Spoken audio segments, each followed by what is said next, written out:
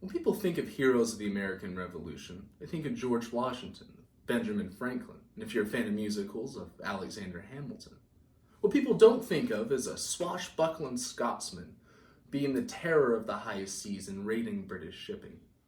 Well, his name was John Paul Jones. He was born John Paul in 1747, and at the age of 12, he enlisted as a cabin boy on a merchant ship.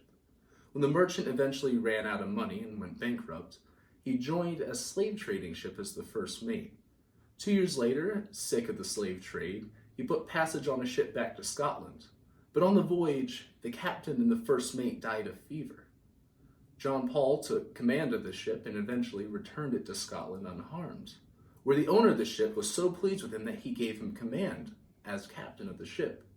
But only a year later, his crew mutinied against him, and John Paul, in cold blood, killed the leader of the mutineers.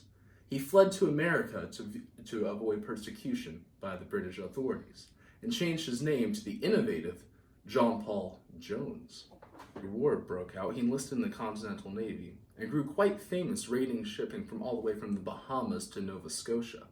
He was eventually given command of the ship, the Ranger, and had a brilliant idea of, why don't I just raid British shipping at its source? So he took his ship and sailed to England, and was quite successful. He captured the warship the Drake, which was the first British warship ever taken by American arms. He took 12 more merchant ships, and with his prize fleet, sailed to France and sold the ships and their goods, and purchased himself a brand spanking new flotilla of a ship called the Richard and 3 other smaller warships. He set sail with his new flotilla and continued to raid British shipping, until one day he spied a British convoy that was being escorted by a state-of-the-art warship called the Separus. Jones sent his other 3 ships to chase the merchants while he engaged the Separus in a duel. Now, the way naval fighting works is your 2 ships sail side by side and fire broadside after broadside into each other until someone eventually surrenders. But the Separus had a secret. It had a copper bottom hull, which made it a lot faster in the water than the Richard.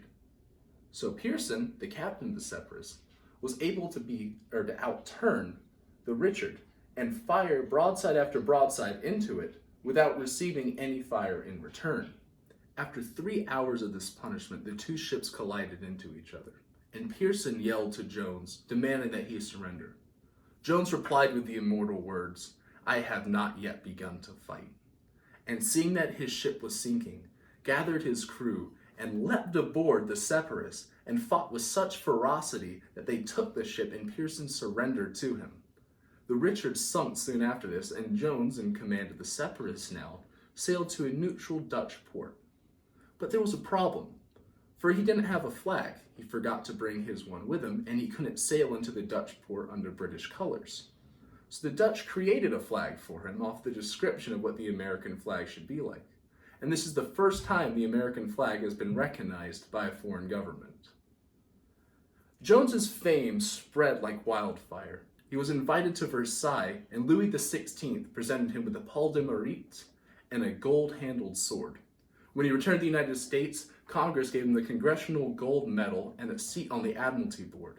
But peace did not suit Jones. He volunteered his services to Catherine the Great of Russia, who was fighting the Ottoman Turks, and she rewarded him with an admiralship. He died in Paris in 1792 at the age of 45 and was buried in an unmarked grave.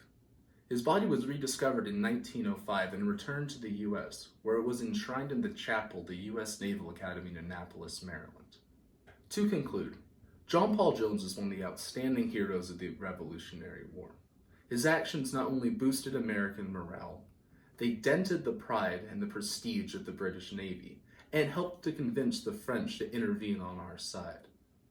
This great man was almost lost to the ravages of time, and serves as a prime example of why history needs to be preserved.